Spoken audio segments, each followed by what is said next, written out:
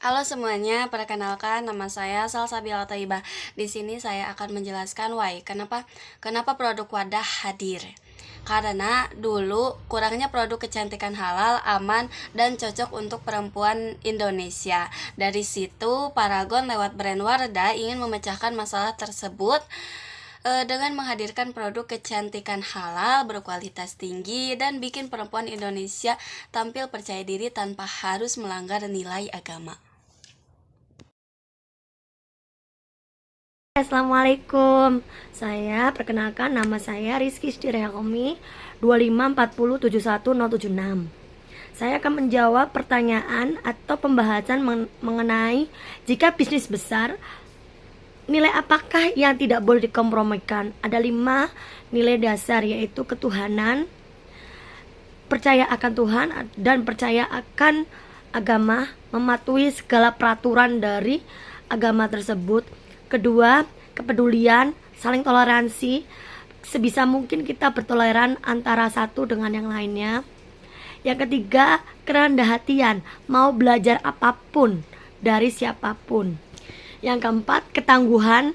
Ketangguhan ini harus dimiliki semua pihak, para stakeholder, yaitu supaya mereka tangguh menghadapi cobaan atau fase siklus ekonomi yang tidak menentu ke depannya. Yang kelima adalah inovasi. Diharapkan setiap perusahaan harus memiliki inovasi agar perusahaan itu atau perusahaan tersebut dapat berkembang dengan baik di kemudian hari dan tetap sustain di masa depan. Demikian. Tanpa menyebut uang, apa indikator kemajuan yang dapat dilihat dalam 6 bulan? Yaitu ada 5 hal ya. Yang pertama itu ada kepuasan pelanggan. Berkurangnya jumlah keluhan pelanggan dari bulan ke bulan. Yang kedua itu efisiensi operasional. Yang meningkatnya produktivitas per karyawan. Yang ketiga itu kualitas produk atau jasa, berkurangnya jumlah cacat atau kesalahan dalam produk yang dihasilkan. Yang keempat, keterlibatan dan kepuasan karyawan, meningkatnya partisipasi karyawan dalam kegiatan perusahaan. Yang kelima itu ada inovasi, jumlah ide-ide yang diajukan dan diimplementasikan oleh tim, meluncurkan atau fitur baru yang sukses di pasar. Aku akan menerangkan tentang momen-momen di mana aja owner tetap bergerak meskipun tiada hadiah eksternal atau motivasi internal. Motivasi eksternal, mohon maaf. Yang pertama, momen pada saat produk Wardah tidak laku di pasaran. Yang dilakukan oleh owner adalah membangkitkan semangat para karyawan untuk tetap menjalankan perusahaan bagaimana semestinya. Yang pertama. Yang kedua, mereka menjalankan produksi untuk produk yang lainnya, alias produk putri. Jadi ibaratnya mereka memproduksi produk substitusi, produk pengganti atau produk backupan. Yang ketiga, mereka melakukan atau menjadi di salah satu maklun salah satu produk MLM. Pada saat itu tahun 98 sampai tahun 2000 awal, MLM masih menjamur. Ketika itu PT Paragon menjadi salah satu maklun dari beberapa produk MLM. Bahan bakarnya apa aja sih? Nah, bahan bakarnya adalah yaitu 5 tadi, yaitu bahan bakarnya kepedulian, ketuhanan, kerendah hatian, inovasi, sama ketangguhan. Selanjutnya saya akan menerangkan target finansial apakah yang bisa melemahkan motivasi. Kenapa? Target finansial apa sih yang bisa melemahkan motivasi? Yaitu target finansial yang tidak sesuai dengan keadaan sekitar. Maksudnya di sini adalah ketika perusahaan menginginkan target 10 kali padahal hasil produksi itu cuma bisa 5 kali, itu bahkan membuat karyawan akan menjadi under motivated atau bisa juga tidak menjadi produktif dikarenakan karyawan mengalami burnout dan stres berkepanjangan. Oleh sebab itu, target finansial itu harus yang sesuai dengan perkembangan zaman atau sesuai dengan keadaan pasar pada saat itu. Tidak mungkin ketika pada saat target finansial pada saat krisis ekonomi tahun 98 akan sama dengan target finansial 2025. Itu akan berbeda, harus disesuaikan dengan zaman dan kejadian-kejadian di sekitar kondisi makro maupun mikroekonomi yang ada. Yang ketiga, seberapa besar sih peran komunitas atau mentor terhadap semangat? Contoh konkretnya apa aja? Nah, bagaimana peran mentor itu adalah untuk memperkuat atau mempertebal kekuatan dari para masing-masing karyawan. Tidak perlu yang namanya mengubah diri, tapi tetap fokus ke kekuatan sehingga karyawan itu merasa lebih dihargai. Akhirnya pada setiap Sabtu, para leader itu menyeleksi calon karyawan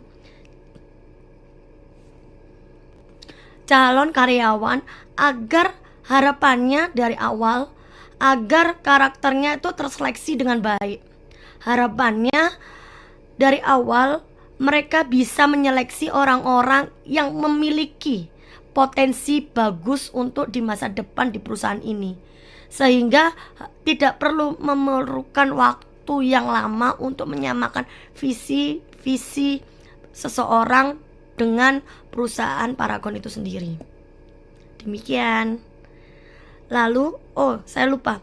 Yang kedua, memberikan semangat bagi karyawan itu dengan cara Tuhan itu melihat kita.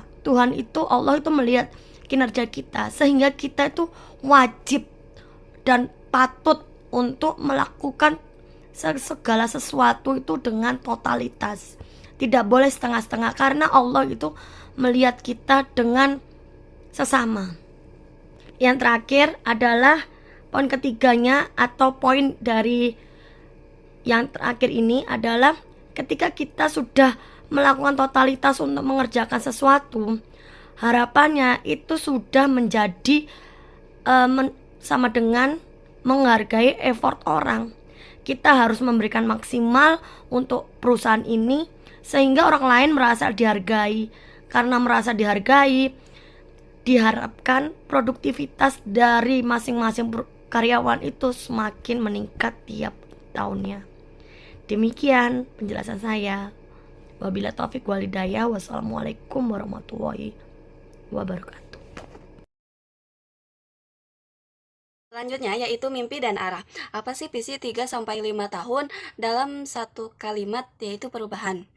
Nah, dalam 3-5 tahun, bisnis Paragon atau wadah akan berubah dari sekadar produk kosmetik lokal menjadi penggerak kebaikan nasional dan global yang menyediakan produk berkualitas tinggi serta memberikan manfaat sosial lingkungan.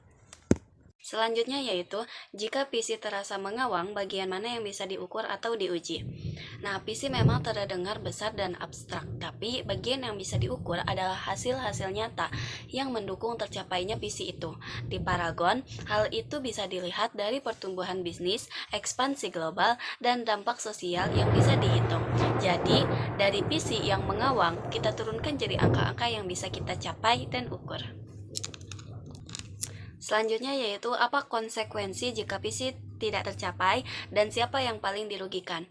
Konsekuensi, jika visi tidak tercapai maka pertumbuhan bisa melambat, produk mungkin kurang relevan, reputasi merek bisa menurun, Ini bisa mengakibatkan pasar hilang kompetitor, kepercayaan konsumen menurun. Lalu siapa yang dirugikan? Yang pertama yaitu konsumen. Mereka mungkin tidak mendapatkan produk berkualitas atau manfaat yang dijanjikan. Lalu yang kedua, masyarakat dan lingkungan, karena bagian bermanfaat dan keberlanjutan tidak terrealisasi. Dan yang ketiga, Paragon itu sendiri atau pemegang saham dan karyawan, bisnis stagnan atau turun. Karyawan bisa berdampak pekerjaan atau semangat. Lalu yang terakhir yaitu mitra dan pemasok. Jika perusahaan makin lemah, mereka bisa ikut terimbas. Sekian dan terima kasih. Kegagalan terakhir itu berbayar atau sinyal pivot. Jadi kegagalan terakhir PT Paragon adalah sinyal pivot. Sinyal pivot Wardah itu tidak sesuai dengan ekspektasi. Apa yang dilakukan oleh PT Paragon? Yang pertama itu adalah fokus marketing di bawah total sales Wardah. Itu yang pertama. Yang kedua adalah PT Paragon fokus ke produk yang berhasil terlebih dahulu seperti produk Putri ya. Itu yang kedua. Dan yang terakhir itu yang ketiga adalah PT Paragon menerapkan sebagai maklon beberapa produk. Baik. Bias kognitif apa yang paling sering menjerumuskan? Baik, bias kognitif adalah kesalahan dalam berpikir yang sistematis dan seringkali tidak disadari, yang memengaruhi cara orang membuat penilaian dan keputusan. Sunk cost adalah biaya yang sudah dikeluarkan dan tidak dapat dikembalikan. Sunk cost yang paling besar adalah biaya marketing dari merek Wardah itu sendiri. Karena dari tahun 95 di launching dan baru dikenal khalayak ramai pada tahun 2008. Mereka percaya dengan Wardah ini sehingga sunk cost yang terjadi dianggap sebagai investasi jangka panjang. Apa biaya tak terlihat dari menunda eksekusi visi? Yaitu ada 5 hal ya. Yang pertama itu kehilangan pangsa pasar. Contohnya seperti kehilangan momentum atau disalip pesaing. Yang kedua itu ada kerusakan reputasi merek ya. Yang ketiga itu ada demotivasi dan gesekan internal. Contohnya seperti moral karyawan menurun atau kehilangan talenta. Yang keempat itu ada biaya peluang. Contohnya seperti kesempatan pertumbuhan terlewatkan atau pendapatan potensial hilang. Dan yang kelima itu adalah disposisi keuangan jangka panjang. Apa disposisi keuangan jangka panjang itu? Contohnya seperti pengambilan keputusan yang buruk